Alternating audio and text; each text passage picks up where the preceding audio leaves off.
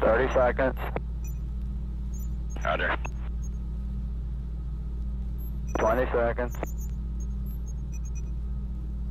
10, 9, 8, 7, 6, 5, 4, 3, 2, 1, 0. Roll's completed. Roger, roll complete. There goes the pitch. Roger, pitch. You're on your way, Molly Brown. Yeah, man. We're a little bit high on the flight path, but no problem, Molly Brown. Okay, Molly Brown's go for staging. Roger, looks good from here. Roger. Program update received. Roger, update. Okay, there was staging. Roger, stage. And we're thrusting. Okay, thrust looks good from here. Show full scale route to there. Okay, we're starting to steer. The horizon's been right in view. Roger. Our DS is go. Looks good from here. Oh man, look at that. Steering is good from here. Stand by to copy 2-1. Roger. Delta V 139. GMTRC 155547. GETRC 013147. Roll left 55. GMTRB 160531. Roll right 65. Roger, copy Delta V 139. GMTRC 155547. GETRC 013147. Roll left 55. GMTRB 160531. Roll right 65. Roger. Now can I read Capcom? Go ahead. Roger, your Texas burn will be 48 feet per second for 73 seconds. Okay, 48 feet per second for 73 seconds. So far we got your TR and Gemini load in. Your clocks look good on the ground. Everything's go here. See you next trip. Molly Brown, Cape Capcom. Go, Cape Capcom. Look better from there than on a ballistic flight? Say again? Does it look better from there than on a ballistic flight? I can't read the girl. Roger, how do it look? It looks great. Right. Carnarvon, Capcom, K-Flight. This is Carnarvon, go ahead. Ask him if any of the things we asked him to try did anything with the control system. I'm not concerned about it, just want to know how it acted. As far as we're concerned, he's go for the second orbit. You still got a blood pressure, John? We didn't read it. Hey, sir, okay, I'll give you another one. Okay. Just wonder if he was breathing. Pretty spectacular up there, huh? Say again? Pretty spectacular up there, huh? Yeah, it really is. It really is. RKV from Cape Flight. Cape Flight RKV, Capcom. Roger, you are prime for retro. Oh, Roger, understand. 10, 9, 8, 7, 6, 5, 4, 3, 2,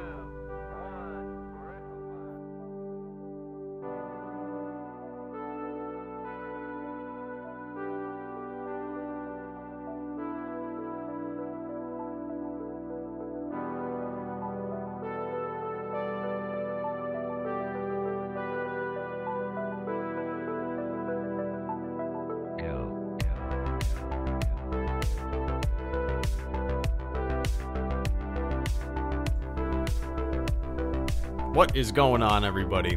It is 7:37, coming out of the sky. Welcome to the stream.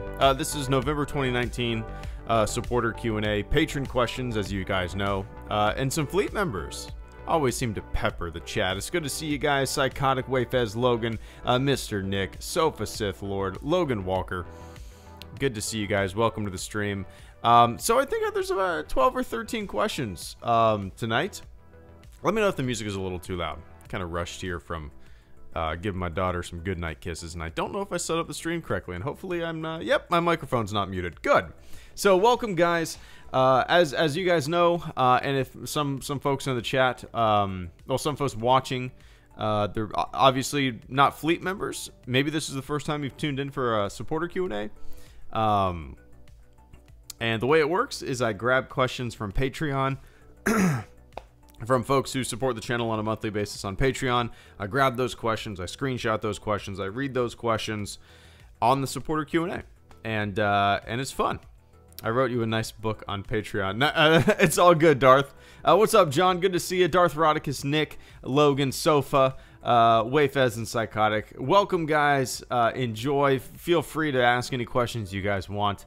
I always enjoy these. They're always super low-key and fun. You guys know how it is. What's up, Muddler? Good to see you, man. Nope, you haven't missed anything. There was a longer than normal introduction because I wanted to play. I was listening to all of the Gus Grissom audio there. I get into it. I get into it. Caleb Kemp, good to see you, man. JJ, good to see you as well. Welcome, one and all. So, yeah, like I said, there's about 12 or 13 questions or so from Patreon. I'll slowly make those, make my way through those because I am long-winded, as you guys know. I feel like there's a lot more supporters here than other QA. I think last, it's kind of weird, Psychotic, because I wish I could accommodate everybody around the globe. I'm assuming a lot of you guys are... I know JJ doesn't live in the US, but I believe we're in the same time zone. I'm trying to... like, it's kind of hard to accommodate all, you know, supporters and stuff like that. And I've been debating about doing supporter Q&As in the afternoon occasionally. Just throwing out a curveball, doing a supporter Q&A at like 1 p.m. in the afternoon. The only reason I haven't really done that is because... Okay, Muddler's in the UK. There you go. Australia. Oh, Jesus. Okay. All right. 11 a.m. That's good. Nice. You're in the future. The only reason I haven't done like supporter Q&As in the afternoon is because, as you guys know, this entire week, whenever I tried to stream, my daughter only takes a 30-minute nap, and that's about the length that I can normally stream in the afternoon. So, you know, it would be a real bummer if I started a supporter Q&A and all of a sudden, you know, I couldn't continue. I was like 20, 30 minutes in, and I still had like an hour to go. That would bum me out. But yeah, figure it out. Figure it out. Maybe I'll start doing them one random Saturday or Sunday when I got all the time in the world, you know? Yeah, I used to do them pretty early, Psychotic. And in the past, I used to do supporter Q&As all scripted. Like, around the time of the Force Awakens or so, supporter Q&As, I think that's when I started my Patreon, but I used to do supporter Q&As all scripted. I took all the questions, and I literally typed out every question, very long-winded, and at that time, I had a shitload of questions, because, you know, everybody was building up for The Force Awakens. And those Q&A videos took so long to make. They were often like an hour long, and they were just very long. And I, shortly after that, maybe a year after that, I decided to go live. And it just makes it more fun, more engaging, definitely easier in terms of time management, and more engaging in my opinion, a little more in the moment, which is always more fun. But let me take a quick sip of water here. Jai Wilkins, good to see you, man. I will take that as the first question. Hey, Greedo, I forgot to post on Patreon. Are you excited for the new Lego Star Wars game? Yeah, you know, I'm going to end up getting it. I don't know how often I'll play it. I'm sure I'll end up streaming it. There's no question in my mind if I do get it, I'll end up streaming it. But the only other Lego game that I've ever streamed was Lego The Force Awakens. And if you were here for that, that was the worst stream I have ever done. I suck so bad at those Lego games, man. For whatever reason, those puzzles, I think I overthink them. And yeah, anyway, I'm not overly excited, but I feel like it's going to be something that I do play. And like you said, I wish it had co-op too, because that would be so much fun to be able to play co-op. Me and Psychotic were talking about doing that with Lego Clone Wars, I think it was. And turns out there is no online co-op. And Like, we were gearing up to play that together, and it was going to be a blast. No online co-op. It's about how are you bad at game made for children? I'm asking myself the same question, man. It's a game. I definitely overthink the puzzles, and I completely forget that I can switch between characters. The thing is, I think, you know, I've played Lego games like Lego Marvel, right? I've played Lego Marvel on the Wii, and yeah, I did fine. I got it. But when I was streaming, I was paying too much attention to the chat and not enough attention to like the puzzles and stuff like that, and my brain was scattered around, and I couldn't remember that you could switch between characters to do different stuff.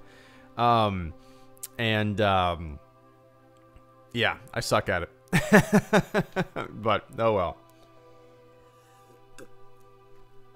Psychotic and JJ, thank you guys so much for the super chats and channel support this evening. I greatly appreciate that, man. Psychotic said, hey, I'd be willing to do co-op to help. Well, I'm going to have to double check if this game will have co-op. I don't know if that's been announced yet. But if that's the case, Psychotic, I'm 100% down for that. As we found out, unfortunately, the Lego game, the Lego Clone Wars game didn't have co-op. So, online co-op, that is. So if this new, it's called the Skywalker Saga, Lego Skywalker Saga or something like that, right?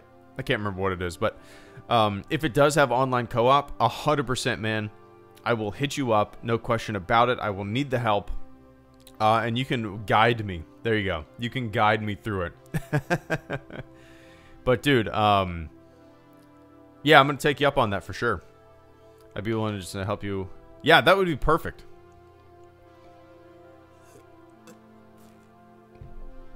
Yeah, if there is online co-op, man, no question about it, we will link up. But yeah, just let me know. Well, I'm going to look that up after the stream. I'm going to look and see if that's been announced or not. But yeah. Yeah, absolutely, Darth. I think I asked a question on your community post from this morning. If you want to take a look at that, it probably won't be a long video question, so it probably wouldn't work for your Sunday vid. Well, Nick, I've been doing Sunday vids. The last Sunday vid that I did was actually kind of a bunch of questions, rapid fire answers, and it was like maybe 8 questions, and I did maybe a 6-minute long video. So I'm probably going to start doing them here and there differently if a question requires a longer answer, and I think it's kind of something that I can talk about for an extended period of time in one single video. I'll probably answer that for the week, but for the most part, I'm kind of feeling the idea of just doing Sunday questions from the fleet every Sunday, you know, just boom, turn on the microphone and having fun with it. But yeah, chances are I will do that again this Sunday. And Just Jedi, Mr. JJ, thank you so much for the super chat and channel support. Super thirsty. Saw TFA documentary again 2 days ago. Incredible. Yeah, dude, I haven't seen it since, I guess probably since the Blu-ray came out. And I vaguely remember it, to tell you the truth. I remember watching it at least twice. One intently watching it, and the other time I was probably doing shit around the house and I just had it on. I love that kind of stuff. The behind-the-scenes stuff, the bonus features on physical media, is great. It's the reason, for the most part, a lot of the times that I end up buying physical media for the bonus features. Because sometimes, you know, if you buy a movie online, I don't know how it is nowadays. I haven't really bought a movie in a while or redeemed a code. The last code that I redeemed was First Man. I don't remember if that had bonus features on the digital version. But Last Jedi does, which is cool. So yeah, it's one of the reasons that I really enjoy getting, you know, physical media. But yeah, I need to watch that again. Before Rise of Skywalker, I'm planning on doing a little Star Wars marathon. But oh yeah, we got our closing date for the house, and let's just say it's within the first 2 weeks of December. So we're gonna be moving in probably around like December, from December like 10th to 15th. So new house is like within a month. I can't wait. Oh my god, I can't wait. New office. endless possibilities for video and parody that I've been looking forward to. New office, man. New house. Oh my god. I can't wait. It's going to be awesome. Anyway. Yeah, so close indeed, man. But, JJ, I appreciate that. And I'm looking forward to watching all that stuff again. Gearing up towards Rise of Skywalker for sure. First Man was a great movie. I mean, my buddy texted me. He saw it. Did he see it before me? No, I can't remember. I think I saw it before him. I can't remember, but he texted me and he just said masterpiece. And I was like, yeah, masterpiece. Oh man, it's so good. I bought that on 4K before I saw it. Just knowing, you know, it's right up my alley. That's kind of my wheelhouse.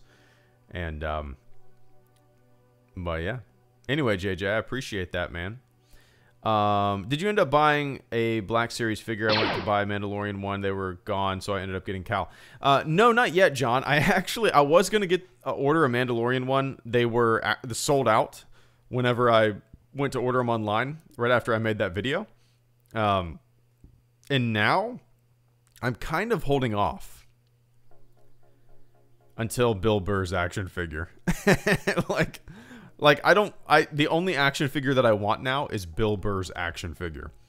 So I'm kind of holding off on getting one until, if that gets released. If not, if that's not even a thing, then I'll probably end up getting Mandalorian, or waiting until after I see The Rise of Skywalker and The Mandalorian and seeing which one I would rather have, you know. But yeah, Bill Burr action figure, man, is really the only action figure that I'm gearing up for right now. Puffed out cheeks, there you go. Yeah, you squeeze the belly toque, and he puffs out his cheeks. I love it. All right. Let me answer a couple patron questions here, and let me bring them up on my other monitor, because OBS is very, very, very small. My streaming software is very small, and I can't really read it. Where'd it go? November 2019. There we go. Boom. Okay. The first question comes from Mr. Paul Robinson. One of the, not oldest in age, but one of the oldest in time. Hello, Greedo viewers and supporters. It's always good to see you, man. Paul Robinson says, hey, well done on the Welsh Town thing last month. I left you a video answer on that. Oh, no kidding. I'll have to check that out.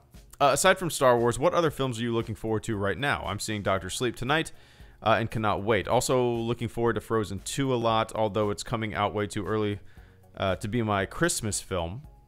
I'll never hold out till December 24th. Hope all is well, buddy. My love to the family. I appreciate that, man. So, man, what other movies am I looking forward to?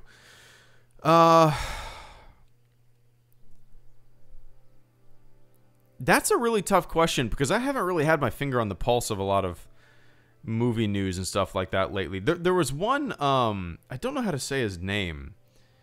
What is that movie called where he's a director, and he wrote and directed this comedy movie, a satire of like Nazi Germany. How do you say his name? Waititi? Taika Waititi? How do you say his name? I actually have no idea. I really want to see Jojo Rabbit.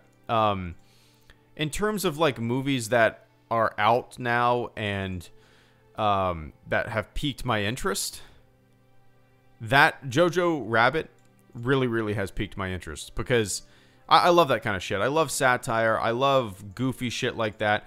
One of my favorite movies is called The Great Dictator. It's Charlie Chaplin. The movie was, I believe it came out, let me see. The Great Dictator. I think it came out before the U.S.'s involvement. Yeah, 1940. And it's just a big satire on Nazi Germany and Adolf Hitler. And it's hilarious. It's funny, and I love that kind of stuff. So to see a movie like that really piques my interest. You got to laugh at monsters, right? That's how they lose their power. And obviously he's been dead for fucking 1,000 years, but it's still important to have these kind of movies. You poke at monsters, you make fun of them, and that's how they lose their steam, right?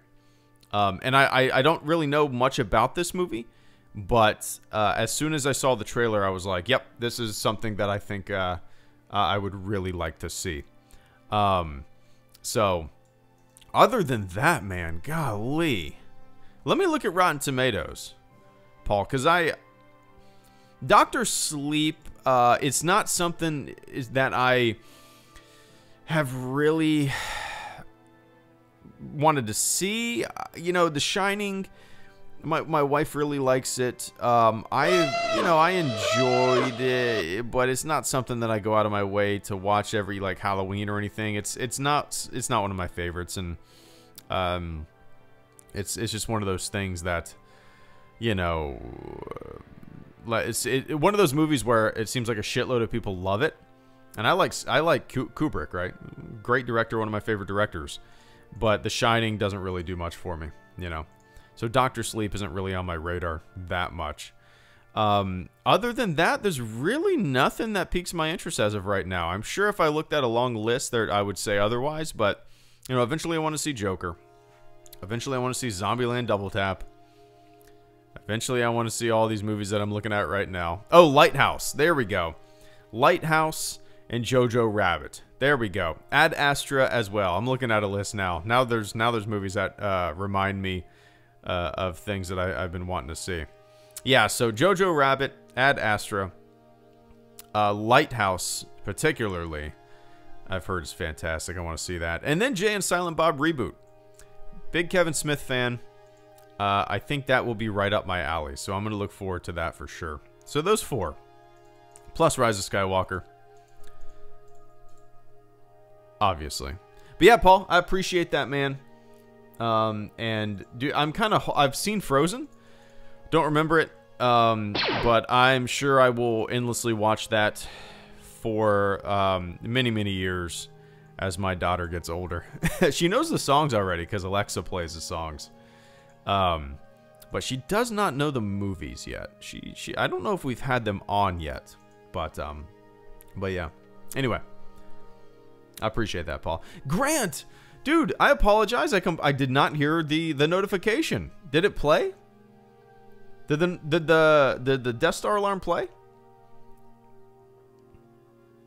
Weird. I hope it did. Maybe I don't have the notification set up. But Grant, thank you so much for becoming the latest member of the fleet. I greatly appreciate that, man. It did. Okay. Well, shit. Sorry about that, Grant. But welcome to the fleet, shipmate. I greatly appreciate that support. I don't know if you know this, but obviously I do supporter Q&As once a month. And every Sunday I've been doing what I call questions from the fleet.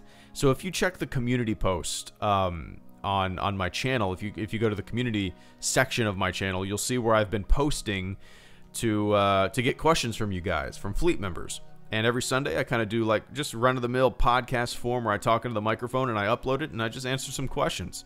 And that's kind of become, you know, a go-to scheduled thing that I'm going to be doing on the channel. It's fun and I enjoy it. A little more interaction, and there's always interesting topics that come up. So, yeah, and also you can link your YouTube account with your Discord account, and now that you're a member of the fleet, you get a special role in the Hello Greedo Discord server, which you can find a link to that in the video description below. But, dude, thank you so much for becoming a member of the fleet. I greatly appreciate that. I know a lot of you guys already did it, but if you could do me a favor on command, if you could say, welcome to the fleet, Grant, I would appreciate that. Thanks, guys. And thanks, Grant. Welcome to the fleet. And hello, Orko. Thank you so much for the super chat and channel support this evening. Yo, it's 6 in the morning here. Nice. Nice to finally make it to one of these. So what your thoughts on D&D leaving? That's an interesting question. Let me take a quick sip. So D&D is referring to Benioff and Weiss, the Game of Thrones guys who were slated to do something with Star Wars. I don't know if it was a series of movies or what. I don't know if that's all, like, known. But when I first heard the news, it didn't bum me out. I don't really care, to tell you the truth. I like when directors and stuff like that are announced. I do. I like when writers, because you can go through their back catalog and see what their their visions are, what their directing style is. I really enjoy that. With them, you know, they have such a deep catalog of Game of Thrones, and I liked it for the most part. And it wasn't a factor of me not really liking the final couple seasons, which it didn't really do much for me. It didn't even have to do with that.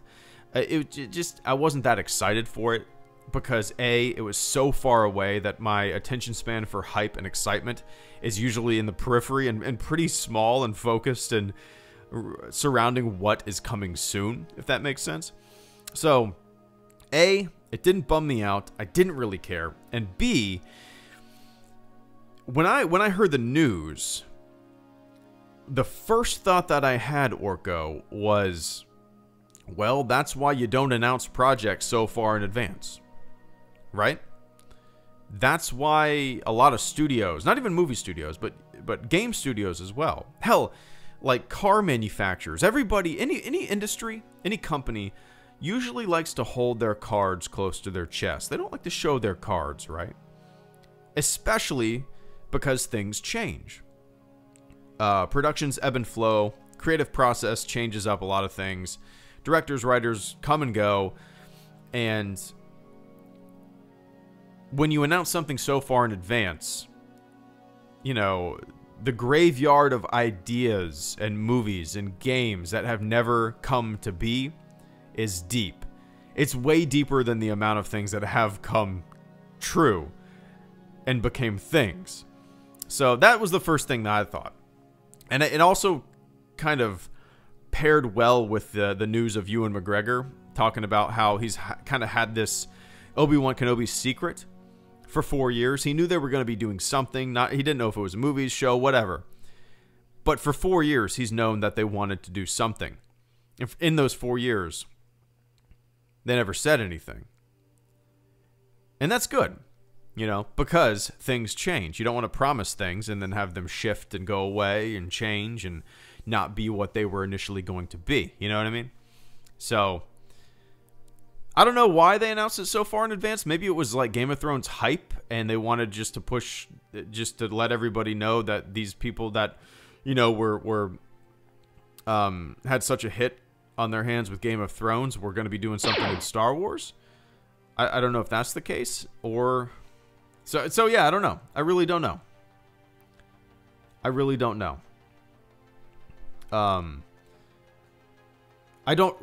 The thing is, like, it's funny to me to like read articles and stuff like that and hear wild speculation about production stuff because nobody really knows.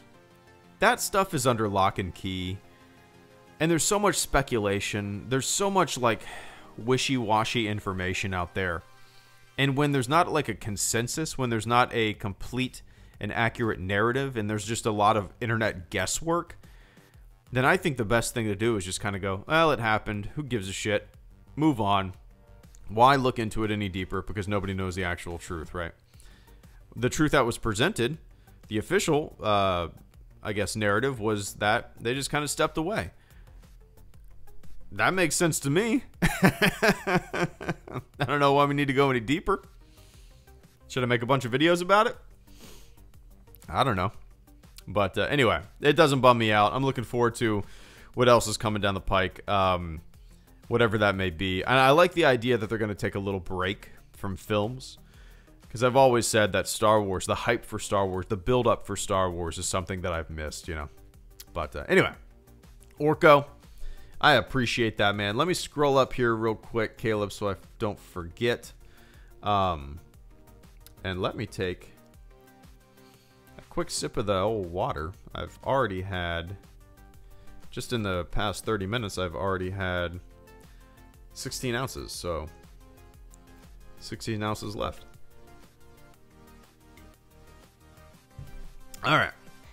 Caleb Kemp, thank you so much for the super chat and channel support. I greatly appreciate that, man. Caleb says, in regards to streaming, I've heard some say regular live streaming hurts performance in the YouTube algorithm. What do you make of that? Oh, I've never heard of that. No, I've never heard that. Then again, I don't really look into a lot of analytics. I don't really look at algorithm stuff, I suppose. if I did, like in the past, I've watched people talk about the best way to kind of gauge audience retention and look at all the analytics of your channel and blah, blah, blah, blah. And a lot of it is like, you know, if you see a drop off of viewership at a certain minute and you can look and see what you did, what made people maybe drop off and tune out of the video. And I sit back and I'm like, well, I like doing what I like to do. You know what I mean? The thing that maybe made people drop off and tune out of my video is something that I like doing. So I'm not really going to stop. So no, I've never heard that. Even if that were the case, if that is the case, I like streaming. It's a part of the channel now, and it's fun, and I like making videos, but streaming is just such a fun way to interact, and it keeps me on my toes, and we always bring up interesting topics of conversation, and it's all over the place. It's like half of what I like doing on the channel. The other half is making videos. And streaming offers up a kind of a different creative avenue. It's a creative avenue of like thought and conversation, right? Because yeah, for the most part, my videos are all about Star Wars. And these streams, I mean, like I would say Star Wars is like maybe one of the more rare topics. I mean, that's how I feel. Maybe that's not the truth, but I feel like we talk about a lot of other things than Star Wars for the most part. But that being said, if that is the case, Caleb, even that fact would not stop me from doing streams. It's too much fun. And it's just a nice way to kind of like, I don't know, hang out. But yeah. Anyway, man, I appreciate that. And once again, Caleb Kemp, not a question, but need to lament. I got my Vega 64, but it's not working under Windows. Hope I can get it working. Send positive vibes or something. That's my vibes. Did you get them? Ooh. That's a bummer. I've had, you know, I've ordered stuff in the past. Well, it's been a long time since I've had a piece of hardware fail out of the box. And I'm not saying yours failed. Hold on. Give me one sec. Sorry.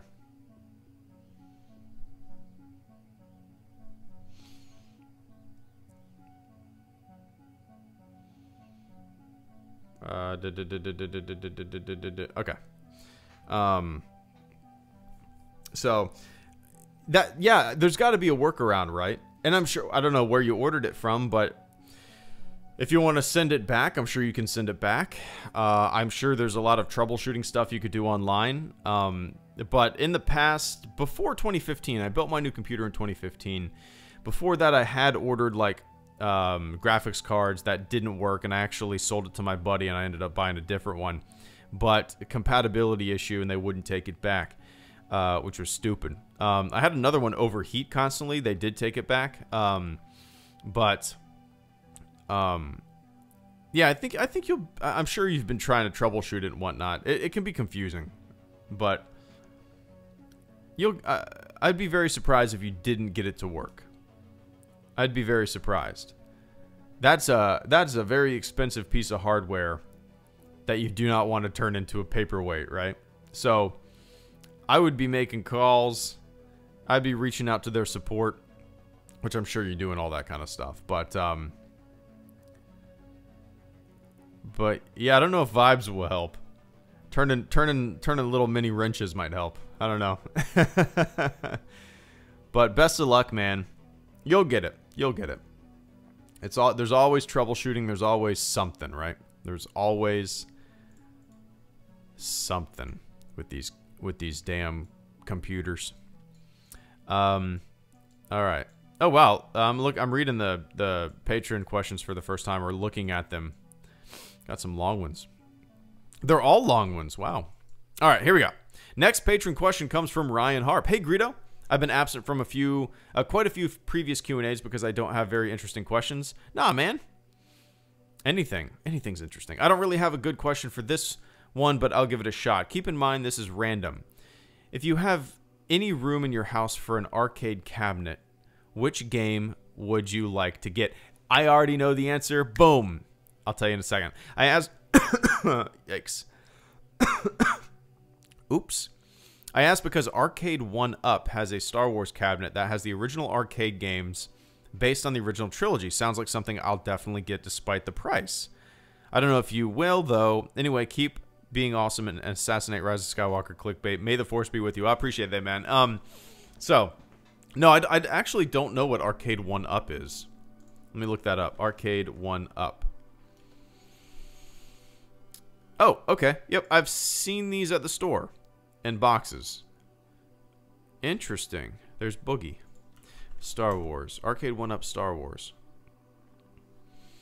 Oh, wow, this is cool. $500. That's pricey. That's really neat, though, that this is a thing. I didn't know what they were called. I have seen those in stores, though. So, if I could get any, and I've actually looked into this, Ryan. If I could get any arcade game in my house, it would be the Simpsons arcade game. I grew up playing the shit out of that Simpsons arcade game at laser tag at QZAR, for to be specific, a laser tag place in Georgia.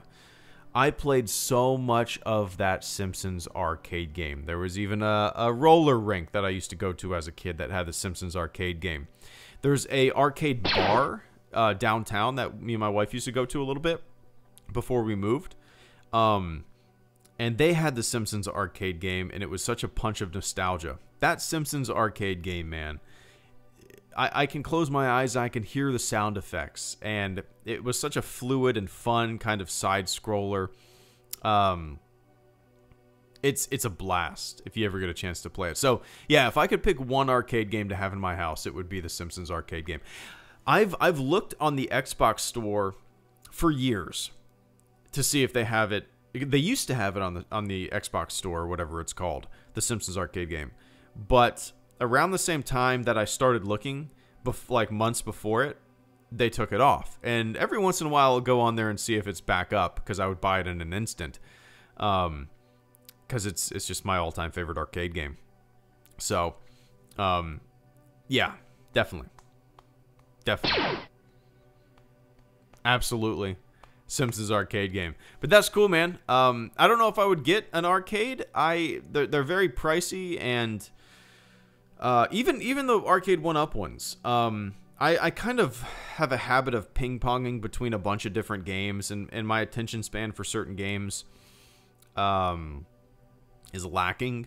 And I tend to, I just tend to bounce around from game to game. And the idea of sitting down and playing an arcade game, I don't know if I would really do that. It would be cool to have, but eventually it would just end up being taking up space, and I would want to move it. But let me know if you get it. Take a picture of it. Like I said, I've seen those in stores. I never knew what they were called, and I did not know a Star Wars one existed. But yeah. Anyway, Ryan, I appreciate it, man. Let me scroll up on Patreon questions, and then I will get to Psychotic and Mr. Weeping Dalek. Why is the scroll so slow? Boom. All right. Mr. Psychotic, thank you so much for the super chat and channel support, man. What would you classify my music under? That's a really good... working on my SoundCloud thing. Also, I might throw some more questions in chat if I'm stuck. Yeah, feel free. I mean, I'm sure everybody would help you out. What would you classify? I'm not good with genres or categories of music and stuff like that. I'm not good with that. But I would... Oh, man. It's not necessarily like synthwave. I don't know what you would consider it. Electronic? I don't even know. I bet the oh man, I've never looked at SoundCloud categories, I don't think. But I bet there's so many subcategories upon subcategories to pick from. And I wouldn't even know where to begin. But if you wanted to, I would put it under synthwave and maybe listen to some other music from different genres and just see what you think it falls under. No, Spacewave is a thing, John. Spacewave is a thing, yeah. So, yeah, I would put it under synthwave for the time being. I don't... Oh, yeah. Synthwave is not an option. Is it? It's really not. Interesting. That's interesting to me. Is just electronic music... Is it just pretty basic? If it's just like electronic music, then I would just put it under that. That's probably the best. That's probably the best and broadest one you could put. Just electronic music or something like that. Because maybe more people would be searching for a broad category like that, and maybe... Okay, I would pick electronic. Yeah, absolutely. That's what I would do. That's a pretty broad, I guess, category of what you're making. And maybe if there's future options, you know, subcategories that you could pick from, maybe you could get a little more specific. But I would say toss it under electronic music and see what else pops up and see if it's a good fit. And you could always change it, you know. But anyway, psychotic. I'm sure some people in here are a little more knowledgeable with categories of music and stuff like that. But I appreciate that, man. And Mr. Weeping Dalek, thank you so much for the super chat and channel support as well. George allowing Star Wars original cut screening. Is that real? Does this increase the chances of actual release? I'm going to look this up real quick. Lucas original cut Star Wars. What is the latest news? Is that real?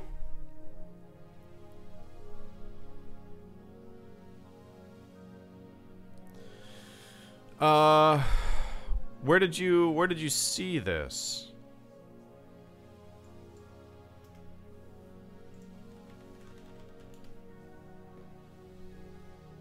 I'm looking at news stuff and I don't see anything about that. If that is the case, I don't think it necessarily increases the likelihood. I mean, George Lucas himself has said that, you know, the special editions are what's here to stay. Apparently, and I can't remember if this is true, the original negatives were destroyed. That seems a little outlandish to me, if true. And it seems too outlandish to be true. Who would do that? So I haven't heard this. If it's the case, I don't think it would increase the chances of an actual release.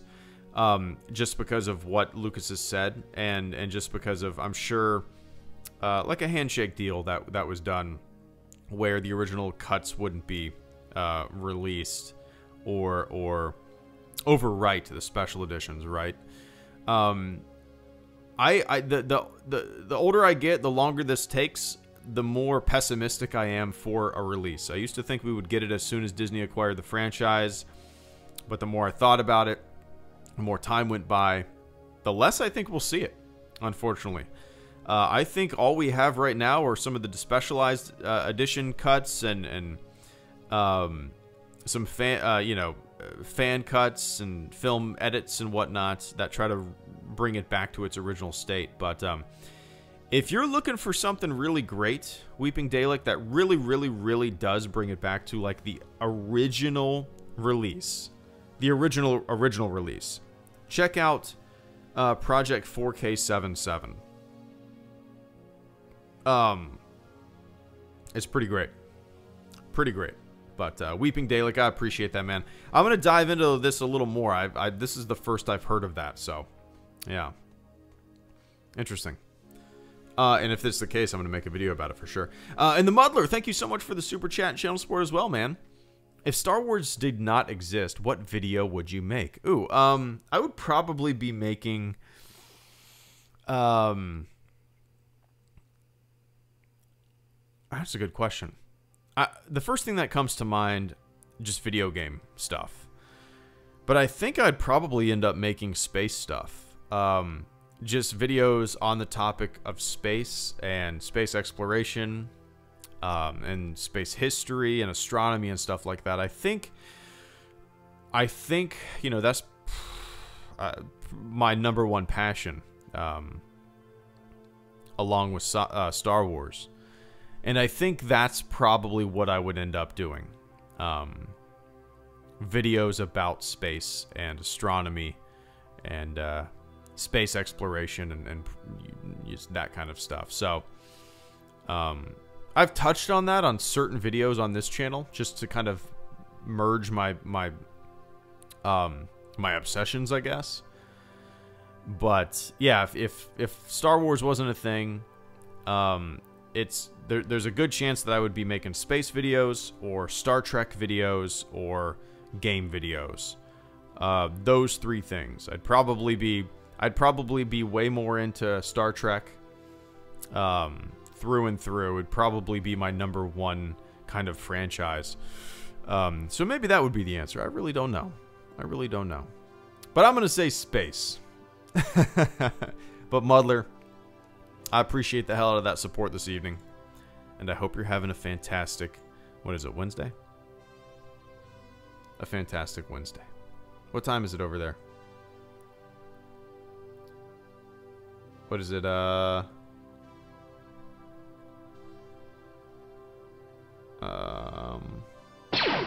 hours ahead, right? I think. Maybe not. Atheist Bear. If space didn't exist, what video would you make? I appreciate the support this evening, man. If space didn't exist, what would you make? Stupid. Video game channel. Yeah, I would just be making videos on PUBG, probably being I don't know, not playing Fortnite, but I'd probably be making video game stuff. And if video games didn't exist, if video games didn't exist, I don't know if all this shit would exist. But if video games didn't exist, I'd probably be making a Star Trek channel. If Star Trek didn't exist and I didn't have all these franchises to pay attention to, I'd probably be making up my own unique and original skits. But yeah, man, that's funny. Yeah, probably video game stuff. So Star Wars, space, video games, Star Trek. That's funny, man. If videos didn't exist, what videos would you make?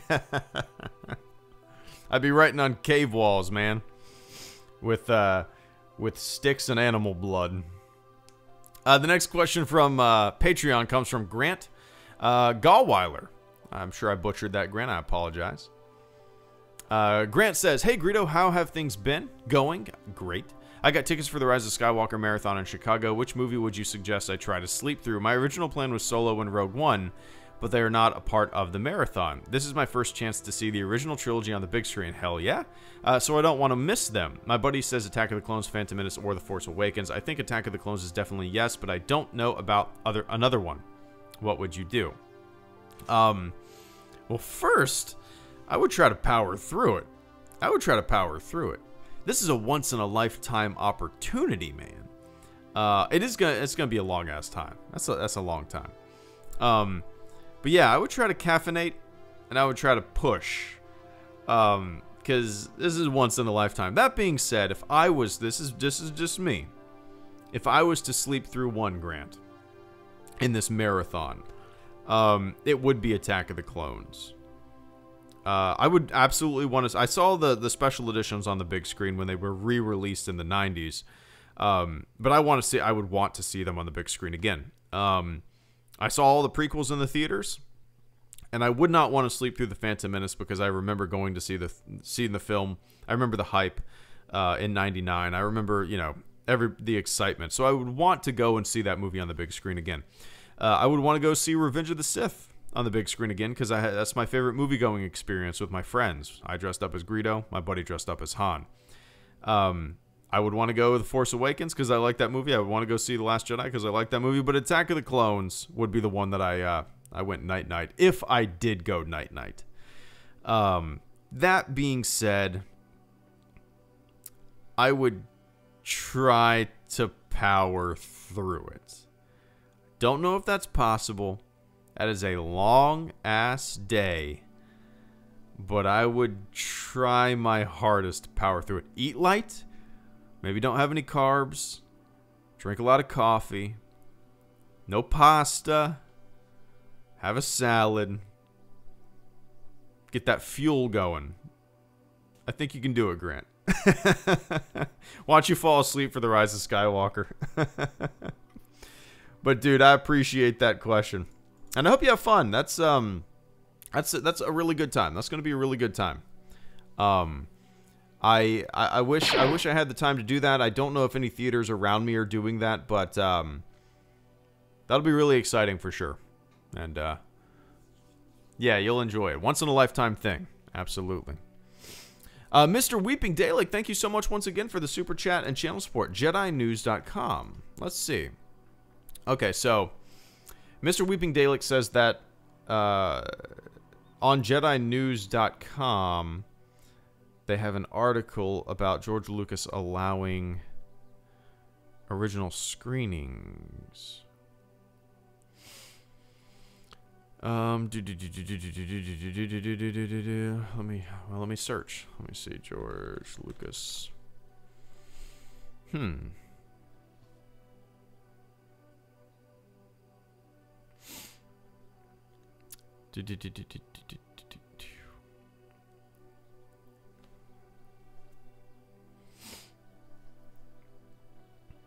Approved. Oh, I see. Okay. George Lucas approved rare pre-special edition Star Wars screening. This is from July. Interesting. The event was followed by screening. Oh, I did. Oh, dude, I did see these tweets, Dalek. I did see this guy's tweets. The Academy got permission from George Lucas to show this version of the film. Okay, I remember seeing these tweets. Interesting. So, I'll read the article is very short. It's mostly tweets. The event was last week. The Academy of Motion Pictures Arts and Sciences hosted a presentation contrasting the analog technologies developed in the first Star Wars films released in 1977 with the all-digital tool sets used to create Rogue One, a Star Wars story released in 2016. The event was followed by screenings of both films, which included a rare opportunity to see a pre-special edition version of Star Wars A New Hope in 70mm. The Academy got permission from George Lucas to show this version of the film. And then the tweet says, from David Dott, who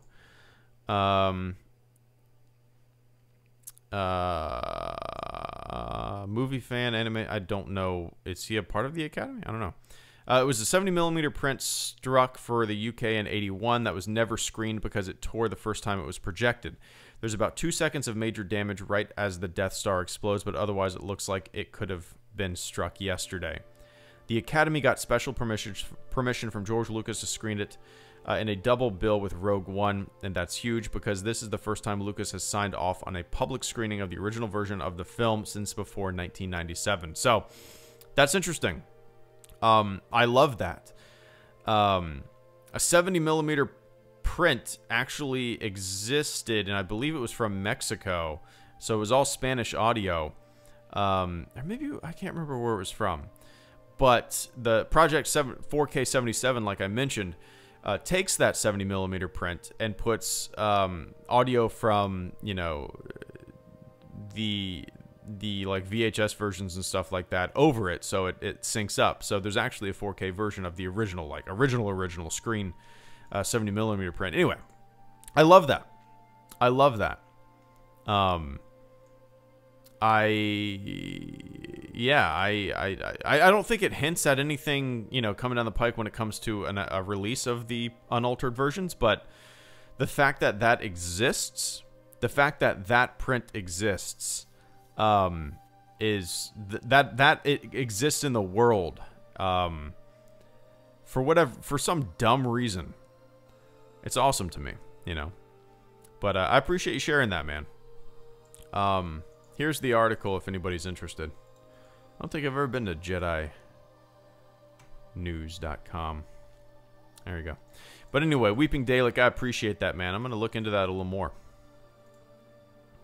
But yeah. The next question on Patreon comes from Christopher Garcia. Let me take some water sip. Christopher Garcia says, this is the first time we'll be seeing official live-action super battle droids in 14 years. As someone who grew up with the prequels, that's pretty wild for me. Was there a similar experience for you seeing Stormtroopers, AT-ATs, and other OT imagery in Rogue One or any other modern Star Wars project? modern Star Wars project. So, yeah, for me, I think it was more... Yeah, I mean, golly. Everything with The Force Awakens was designed to punch that nostalgia right in my gut, right? I mean, I remember the first time we saw the X-Wings blaring over the water in that teaser trailer. I probably had a very similar feeling to what you're going to be having, you know? And the characters, seeing Han and Chewie on the Falcon again, and the Falcon itself, and kind of stormtroopers that were reminiscent of the original stormtroopers, but with a modern flair. Things change. So yes, a lot of imagery. Not necessarily from Rogue One, but more so from The Force Awakens, because it was kind of a punch of nostalgia and designed that way, obviously. And it was, yeah, really everything gearing up for that movie gave me that feeling. With the super battle droids, I don't have that kind of nostalgia for that like you and probably a lot of people do. So I've seen so much excitement surrounding that, so much intrigue and mystery and questions that people have been throwing around. What are they going to be doing in there? And to see that is awesome, because obviously, if there's one thing that one big complaint is, you know, Disney hasn't really been exploring any prequel era stuff. Sure, we're going to be getting Clone Wars Season 7, but I want some prequel era movies. I want some movies set outside of, you know, the original trilogy and post-original trilogy. I want to explore some of the past. So to have Super Battle Droids back on there for you guys will no doubt be, even if it's brief, it'll no doubt be exciting to see, you know. But I appreciate that, Chris. Yeah, everything with The Force Awakens leading into it. I mean, golly. I remember seeing the trailer for The Phantom Menace the first time when I was a kid and being blown away. But it was very different. It looked different. The only, you know, reminiscent here and there. Lightsabers, sure. But Force Awakens, man, just said, hey, remember these movies that you loved? Here's more of that. And that's what it did. The next question from Patreon comes from Grant. Descartes. Grant says, hey, Greedo. It took me 4 years of watching your videos and participating in your Q&As to realize that Greedo isn't actually your name and it's just the Star Wars character. No. I guess I just never thought or questioned it before. Anyways, a huge pastime of mine is watching terrible movies. Oh, a huge pastime. It's always really fun to watch a dumpster fire fall apart on screen. Do you enjoy watching terrible movies like Red Letter Media? If so, what's the worst movie you've seen that was extremely entertaining? Well, first of all, I do not enjoy doing that. I go out of my way to avoid that. Time is precious. And I would rather watch some classics than watch things that I know are going to be horrible. The worst movie I've ever seen... let me let this cat in. One sec.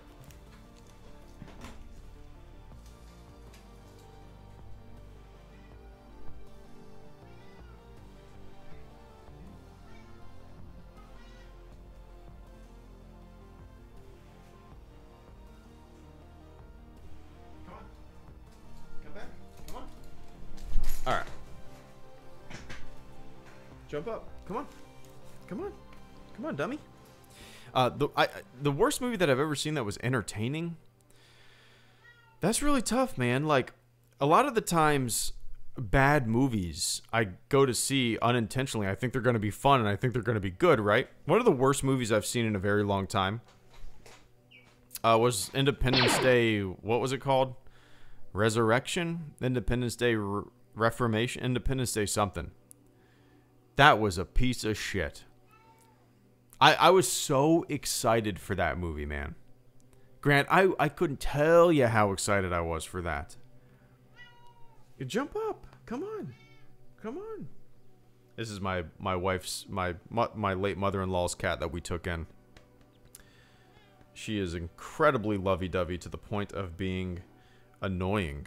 Well, she's sweet. Yeah, I hate Resurgence. Thank you, Wayfez. That movie, oh my god, I was so excited for it. I was so excited for it. And my wife was like, you know it's gonna be shit. I was like, no, it's gonna be good. It's gonna be good. I was lying to myself. And I got into the theater and I was like, that was a piece of shit. So no, I don't go out of my way to watch terrible movies, or get any pleasure of watching terrible movies, or laugh at the. See, Red Letter Media does. It's fun for them because they're all in on the joke, and you know they have some beers and talk about it. I would enjoy that. For them, I see it less about the movie and more about the continued friendship and the continued laughter. You know. So, you know, if I had a group of friends that wanted to do that, sure, I would be 100% for it. But no, you can keep that pastime, Grant, because the only terrible movies that I see are ones that I think are going to be good and they end up being bad. But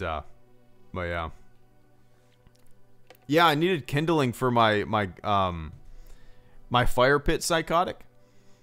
And usually I would use like newspaper and stuff like that. We didn't have any.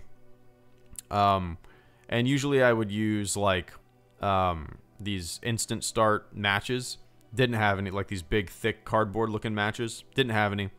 So I lit my Independence Day Resurgence poster and threw it underneath a bunch of pine straw and stuff like that. And got my fire pit going with it. Gotta love it. Atheist Bear, once again, Mr. Plinkett's cat. No, this isn't Mr. Plinkett's cat. Are you? I can't even remember what he says about his cat. And then I fuck my cat. Have they done any Plinkett videos in a while? Since Star Wars? I don't think so. If they have, I haven't watched them. It's funny, like, people think, when they think of Red Letter Media, it's understandable. They think of the Star Wars reviews, right? I don't. I think of Best of the Worst. I think of all their other stuff. I like that stuff more than the Plinkett reviews. But it's funny to me that, and it's understandable, like I said, it's their most popular thing is what put them on the map. But the channel is a lot more than that. And, I don't know. It's interesting. Let me scroll up here. Mr. Weeping Daylake, once again, thank you so much for the super chat and channel support. I greatly appreciate that, man. Daylake says, have you read how Star Wars Conquered the Universe? No. Is that the one that I have? Wars Conquered the Universe. No, I recognize this cover. I'm vaguely familiar with this.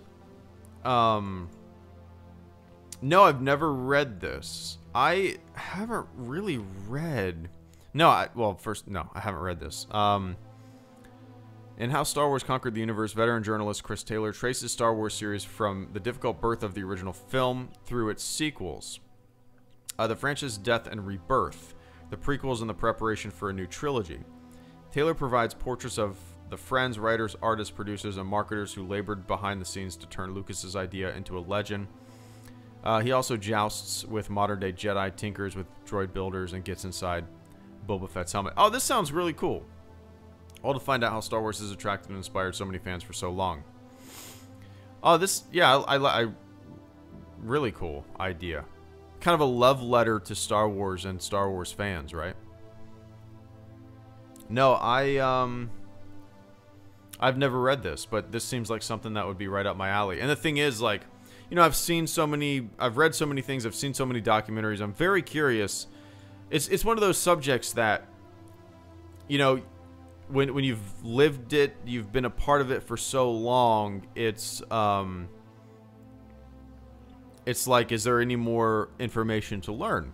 And there always is. For example, when I was looking up midichlorian stuff, I found out about that kind of, I don't know, revisionist quotation that Lucas added for a making of Return of the Jedi book. It was interesting. So there's always new information to learn. So maybe I'll pick this up. I'm going out of town for a wedding this weekend, and I'll be laying by the pool for like all Friday. So maybe I'll pick that up and do a little reading by the pool. But I appreciate that, Daily. All right. Next question comes from... Oh, one sec. Caleb Kim, thank you so much for the super chat and channel support, man. Once again. My V64 does work. My dad put it in his desktop and the graphics are gorgeous. Battlefront 2 looks amazing at 4K on high. Weird. I actually didn't know Battlefront would run at 4K. But, well, it makes complete sense that it does. That's really weird. So there's got to be some compatibility issue with whatever you're running compared to what he's running. I'm not an expert on that kind of stuff. Yeah, so there's got to be something that's holding it up on your end, I suppose.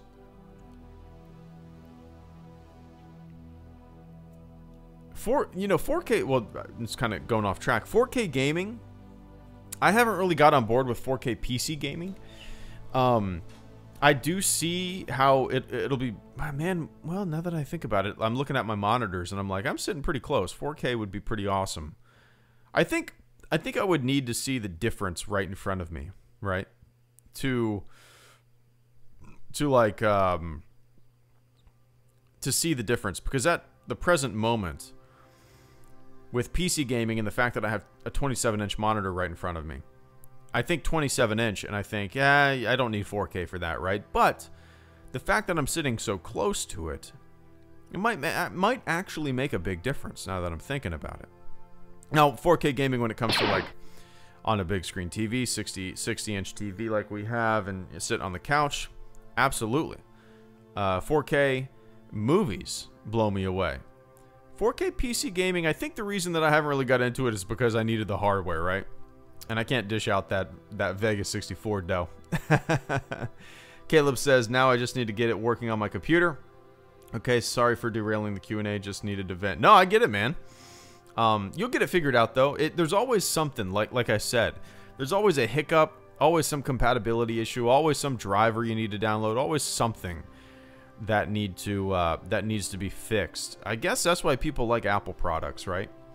I get it. But I like tinkering, I like building, and I like gaming. But if you just want something that, as the meme, as the joke always says, it just works. If you just want something that just works, I get why people go to that, right? But we got to play some games, right? But you'll get it working, man, and no reason to apologize. If you, I mean... I don't know how many avenues you've gone down to try to fix it, but if you need any help, tweet it to me and I'll blast it out. And I'm sure there's some gearheads. Is that what, tech heads? Tech geeks? Computer nerds? That would be more than happy to maybe point you in the right direction. Maybe have even had the same problem. But forums are your best guide, no matter what it is. Gaming, PCs, cars... anything. Hanging a fan in your living room. Forums are where it's at. Chances are somebody has had the same issue as you. You just got to Google Vega 64 not working and then type in whatever specific shit is going on with your system. And I guarantee somebody will have the same problem. But best of luck, man. You'll get it sorted. You'll get it sorted for sure. The next question on Patreon comes from Alexander Cunin. Not a question, but I just wanted to say you are doing awesome, Greedo. A lot of YouTubers rise and fall over a few years, but you have managed to ride the waves for much longer. I love all your content, especially Lightspeed Lounges. Well, thanks, man. There's something about them that will always make you feel relaxed, comforted, and at home, no matter where you are watching from. So in the end, thanks, Greedo, and I can't wait to read your book. Well, it's too kind of you, Alexander. I appreciate that. You know, I think that you said YouTubers rise and fall over a few years. but I've managed to ride the waves for much longer. Maybe the different, well, I'm not going to say that, but I've never seen this as, it's fun to me, first and foremost. And I don't see it as like, how do I put this? Yeah, it's fun first and foremost. And I recognize that viewership ebbs and flows with the hype of a thing, right? When I first started this, nobody was watching my shit, and I got used to that. And through the dips of viewership or through the lulls of content, I've never tried to force anything. I've always just tried to have fun. And that's what it's all about for me. That's how I've always viewed this channel. If I'm not having fun, if I'm trying to grasp at straws, if I'm trying to reach for some big goal that might be attainable, but let's face it, most of the time it's not, then my head's not in the game and I'm not having fun, you know? I think that's why I never like pay attention to analytics, to my detriment for sure. But I've just always I'll make a video and I'll put it up. Like, you know what I mean? That's really hard to explain. But dude, I really appreciate the kind words there. And I'm not trying to hit some beefy number. I'm not trying to get a certain, I don't know, a certain thing or recognition. I'm just here making videos and having fun. That's what it's all about. And I'm glad you like the Lightspeed lounges. They're one of my favorite things I've ever done on the channel, man. Because they're just a hangout, and we shoot the shit, talk about Star Wars, talk about life, talk about space, talk about anything we want to. No topic is off limits. And, I mean, they're almost like a podcast, right? But yeah, the book, hopefully, I'm planning right now, November 20th, a month before The Rise of Skywalker, I'll put it out. But I actually listened to the last few chapters of the audiobook when I was driving around for a freelance project today. And I was like, all right, I like this. All right. Boost my confidence a little bit of putting it out. But yeah, I hope you dig it, man. If you don't, cover's cool. But thanks, Alex. I appreciate that, man. All right, let's see. I wouldn't worry about people stealing the music, Psychotic. You know, if they do, that's kind of the nature of the beast, and maybe somebody will catch it. I wouldn't worry about that. I'd do it direct downloading. It'd be good, you know, to maybe get your stuff out there and whatnot. I really wouldn't worry about that. You know, you could even say in like a comment section or a description, if you want to use this song somewhere, feel free, but please let me know, and please give me credit. And for the most part, I found that people are really cool about that. But yeah. The next question on Patreon comes from Rich Whitmire. Rich says, hey Greedo, any upcoming Clone Wars reviews? I didn't watch the series until 2016 and was pleasantly surprised. Favorite era, love the channel. I appreciate that, man. So yeah, my plan right now, as we know, Clone Wars is coming back in February, Season 7. So, my plan is to watch all of the... When does the Mandalorian final episode air? Let me see. I think they put out the entire schedule, right? Because if... Let me see here. Okay, perfect. So, my plan as of right now... is to... Yeah, Rich, my plan as of right now is to watch all of Mandalorian and then watch The Rise of Skywalker. Make a bunch of videos about that. Beat that shit like a dead horse. And talk about all that stuff. The stuff that I'm super excited for. And then, because my hype meter is hyper-focused often, and I have blinders on going into stuff. So the things on the periphery coming down the pike in the not too distant future, I'm excited for, but not nearly. Does that make sense? Anyway. So, Mandalorian, Rise of Skywalker, watch those, make videos, and then after that, I'm planning on jumping back into Clone Wars reviews. So probably early January until Season 7 of the Clone Wars I will be making Clone Wars videos, a lot of Clone Wars videos. That's my plan. And I'm going to do it a little different. Instead of making videos for individual episodes, I'm going to make videos for arcs.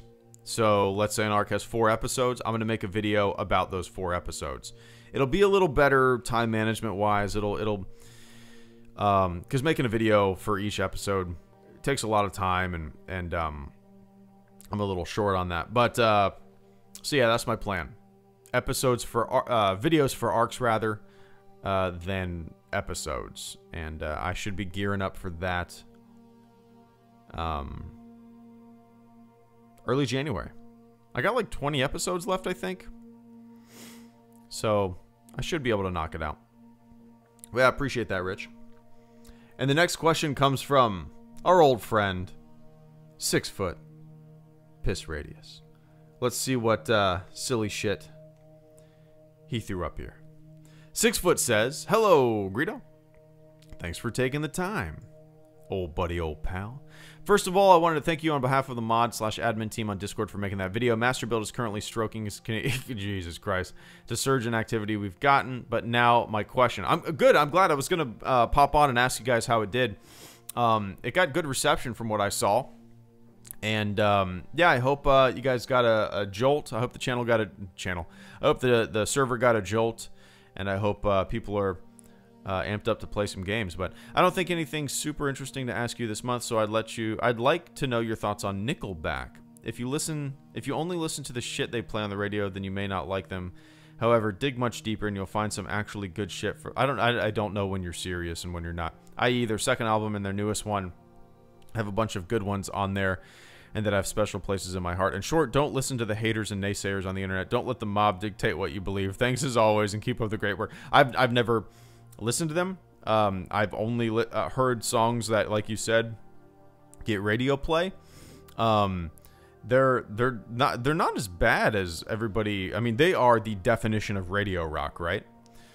And radio rock often sucks shit, and that they are the easy kind of punching bag for that I don't know, the disdain for radio rock.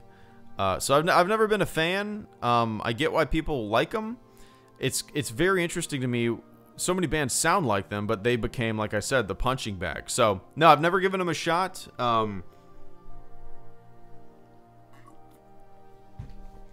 never owned a Nickelback album. I've never listened to anything that wasn't played on the radio. I don't know anything about them. They seem like really good sports. And that's about where my knowledge of Nickelback lies. But maybe I'll check out that second album and see what you're talking about, 6 Foot. But I appreciate that, man. And yeah, I'm gonna hop on Discord soon. I'm like I said, I'm going out of town this weekend, going to a wedding. And all day Friday, my wife is gonna be doing, well, all night Friday. Yeah, my wife is gonna be doing. She's the maid of honor.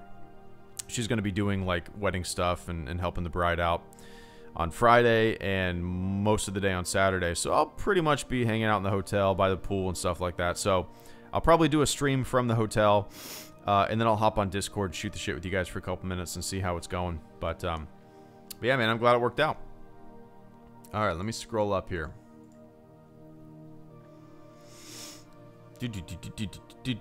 Nice, Psychotic.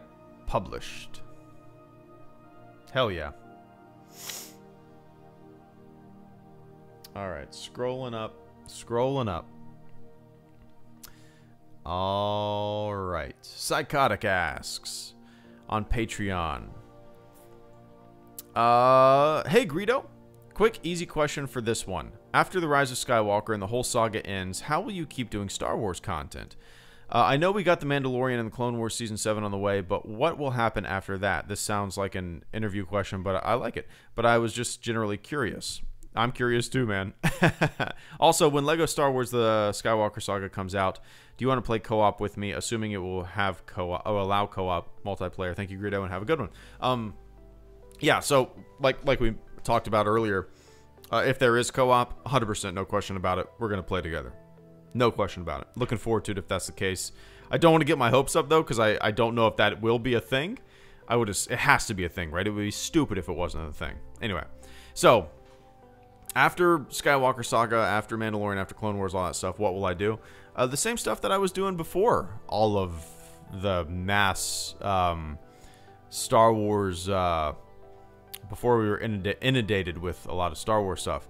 You know, the same stuff that I've been doing. Most of my videos aren't really about topical stuff, right? I've for the most part made videos about like old A New Hope reviews from 1977, interviews with George Lucas from 1983. You know what I mean? Like I tend to do random ass videos about random ass things in Star Wars, so I'll keep doing that kind of stuff. I'll probably go back to making a lot more parody things and utilizing my armor and my Vader mask, my Greedo mask, my Jar Jar mask. I'll probably get back into doing more parody, especially with a bigger office and more space and all that kind of stuff that goes along with that. So, yeah, I mean, nothing will really change. I've never been that topical of a Star Wars YouTuber. And I might even dip my toe into some more non-film material, books, read more books, comics, maybe some more lore videos and stuff like that. Shit, on Friday I got a video uploading just about, it's like a minute and a half long, and it's just about Obi-Wan's lightsabers. I didn't ever really think about it too hard, and I was like, oh yeah, I guess that's the case. So I did a little bit of research, enough for a very, very short video, and that kind of stuff, you know.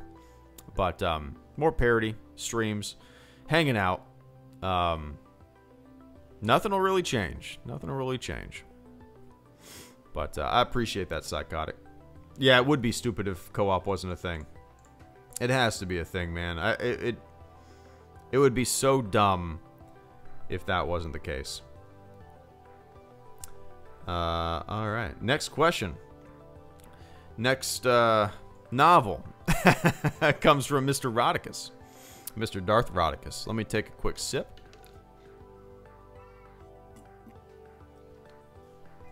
Come here, cat. Jump up, dummy. Alright. Rodicus says, hey, Greedo. Love the midichlorian video. It's one of my favorites just because of that bombshell discovery you made of Lucas altering his own quotes in an official source. Yeah, that's insane. Yeah, if you guys haven't seen that midichlorian video I made a couple weeks ago, check it out. There was a really interesting kind of real-life retcon in a way. It's kind of hard to explain unless I mean, it's not hard to explain. But watch that video. I explained it decently well. Yeah, it's crazy. That was really strange. Rodicus says, one thing you didn't mention in that video that I wonder if you have considered is the idea that midichlorians not only emphasize Anakin's power, but also the... Oh, let me read this again. Consider the idea that midichlorians not only emphasize Anakin's power, but also the idea of symbiosis in the movies. Each Star Wars film has its own standalone message, in my opinion. The way Lucas insinuates that the midichlorians and life forms need each other for the Force is also echoed in other ways, such as the Naboo and the Gungans being at odds and ultimately needing to come together. Oh, I see what you're saying. As one to defeat an opposing threat to the planet. How Qui-Gon is humble enough to realize that someone as unintelligent and clumsy as Jar Jar still has value. How a slave child has value, and that together a slave child and a Jedi Knight can work together to earn freedom and the ship parts they need. Also, how the democracy of the Republic is failing because it's not working as a unit because of greedy politicians serving their own needs instead of serving the greater good.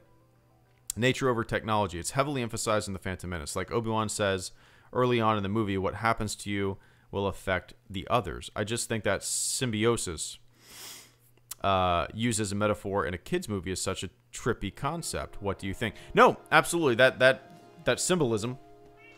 Jump up. Can you guys hear her? She just sits there meowing at me. Come on, jump up. Jump up. Okay. No, that symbolism is not lost on me for sure.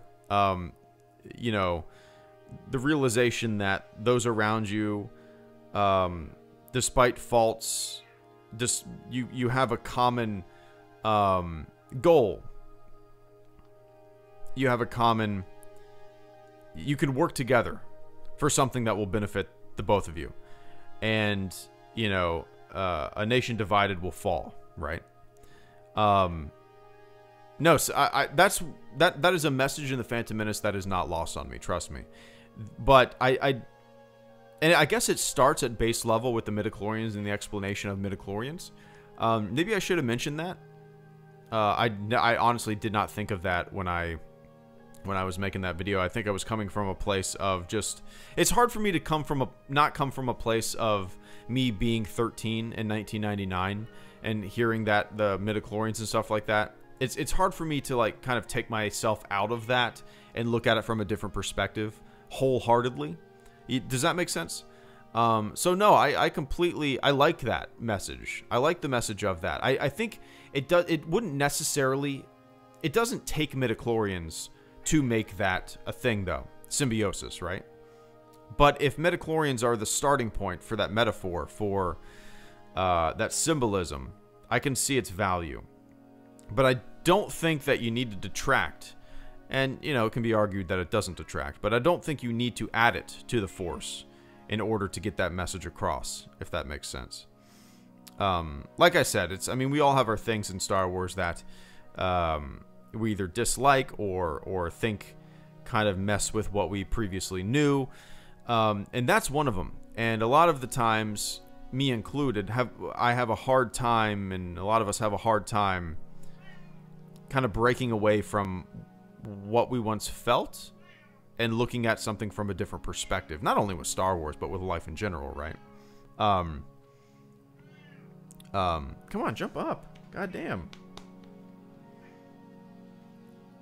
She's a little quiet. Can you turn her up? If she would jump on my lap, you'd probably hear her. Well, yeah. But yeah, Rodicus, that could be a video topic in and of itself. And maybe it should. Symbiosis. A Star Wars story. There you go. I'm writing that down. Oh my god. Symbiosis.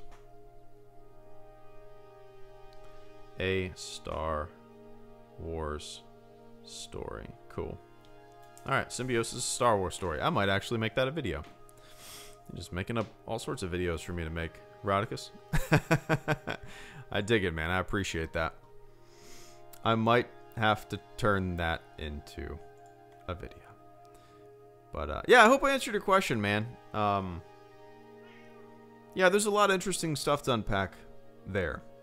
A lot of symbolism that sometimes I don't know if it was intentional, or people read into things after the fact, but something like that, it certainly seems like the message is there, and it was intentional for sure. But another video idea, yes, there you go, man. And the next question comes from Sofa Sith Lord. Sofa says, let me take another sip of water here. I'm going to finish 32 ounces before the stream's over. It's all about hydration. Sofa Sith Lord says, with The Mandalorian set to premiere in about a week, it got me thinking. If you were given the opportunity to helm a Star Wars project, which forum would you choose? Novel, television, or film? Ooh, interesting. What element of the Star Wars universe would you focus on? And if you were to choose a film project, how would you choose to film and or portray the story? Animation or live action? Definitely live action. For that example. But if I was, first of all, I would decline the project because it would be the shittiest piece of shit ever made. But I kind of like the idea of writing a Star Wars book. I like the idea. I like working alone. I like, as much as I enjoy the collaboration of others for projects that I'm not associated with, I like working by myself. And the idea of writing a Star Wars book is intriguing to me. Sure, a television show, a movie would be great. I don't know if I would have the direct, you know, I don't know if I could dictate to people on a set what to do, how to do it.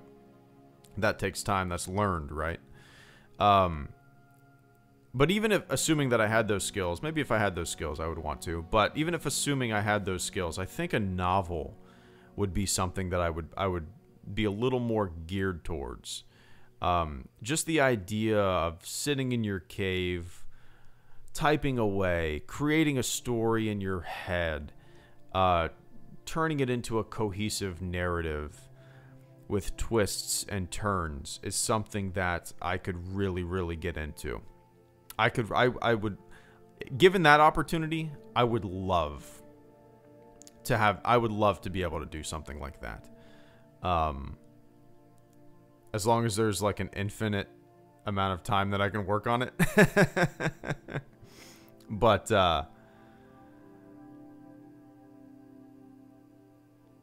this is just like, yeah, a lot of possibilities there. And that would be a lot of fun, for sure. A lot of fun. And I think one of the, like I said, one of the reasons I probably would be a little more geared towards writing a book, a Star Wars novel, is because of that solitude, that individual kind of creation, you know?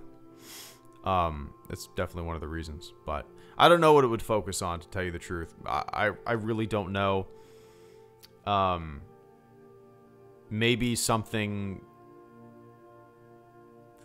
I really don't know. I really don't. Maybe something from the far distant past.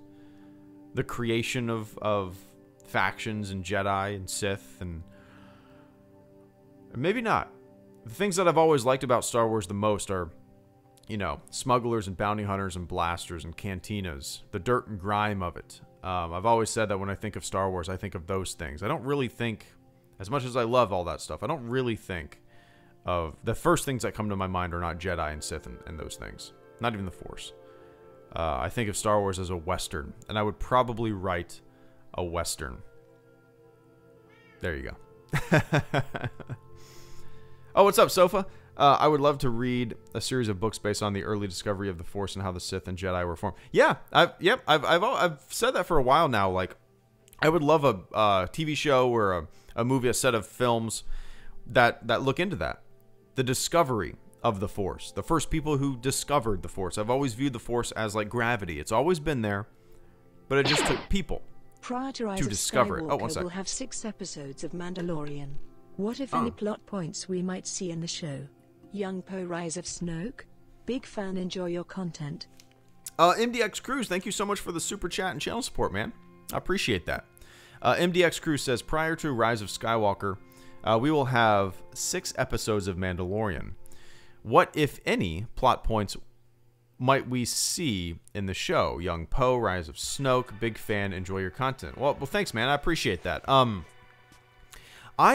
know, maybe this is my own personal bias, or maybe it's just me wishing, but I don't think we will see anything that will tie into the bigger picture of the sequel trilogy, or Rise of Skywalker for that matter.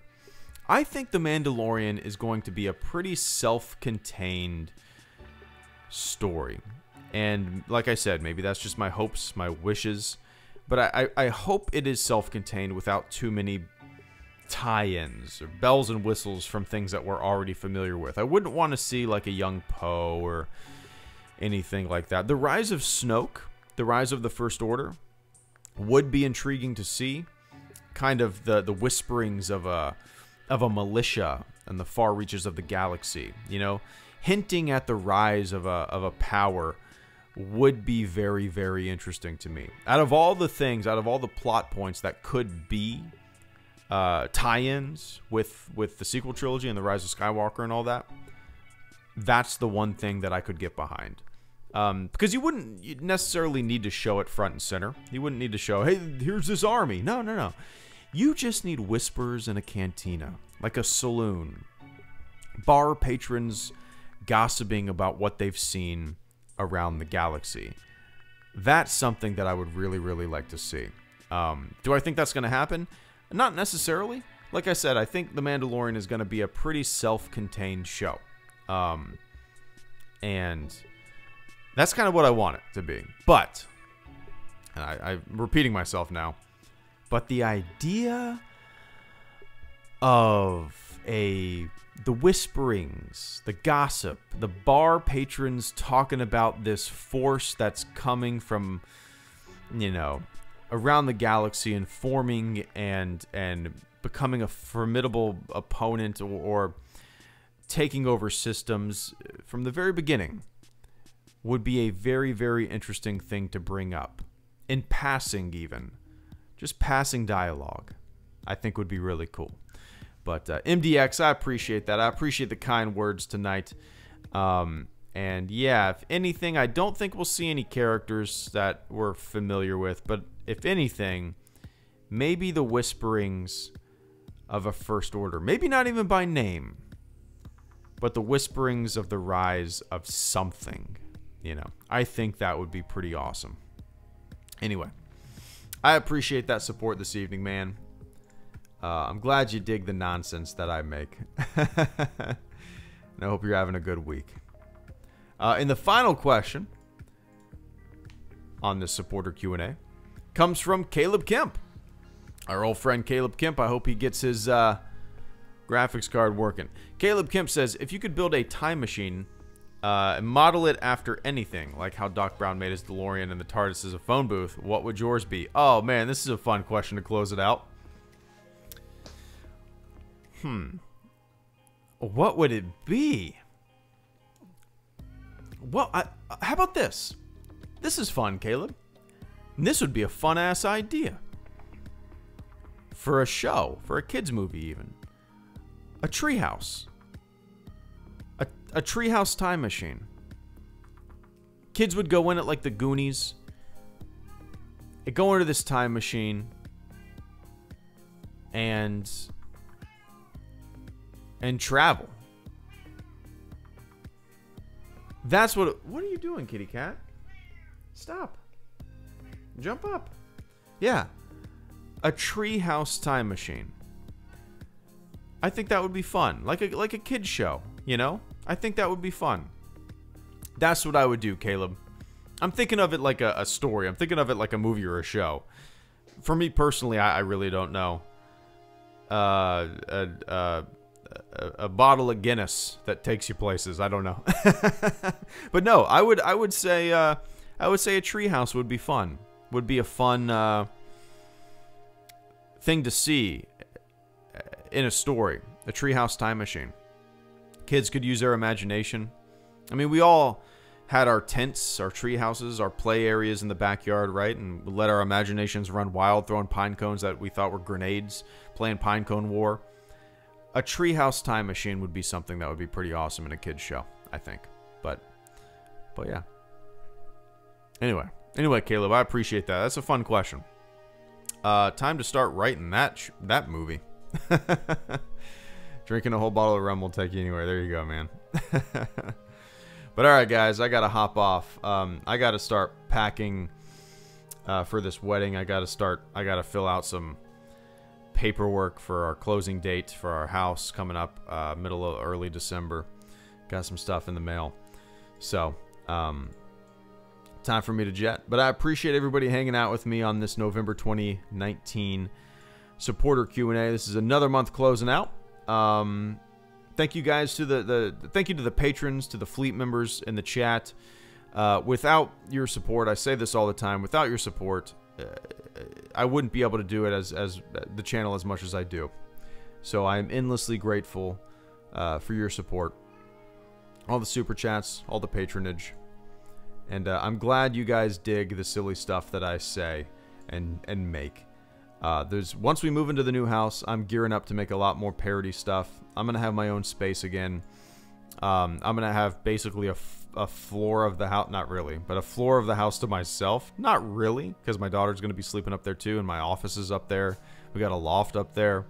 So I'm going to have a lot more room to make fun stuff. Let's just say that. But yeah. It's been an hour and 40 minutes, actually. It's a long one. Fun. All right, guys. Thank you guys so much. If you're a fleet member, don't forget to ask a question on the community page. I don't know if you've noticed, I've been posting questions to the fleet for a series that I've been doing every Sunday. I'm uploading just questions from the fleet videos. It's just kind of like a shorter blast Q&A video that I've been doing, audio only, and it's fun. So, all right, guys, thank you guys so much for tuning in. Thanks for supporting the channel. It means the world. I will be doing a stream tomorrow afternoon. I'm not too sure about the evening. We shall see. But if I don't see you tomorrow, I'll see you when I see you. Cool? Cool. All right. See ya.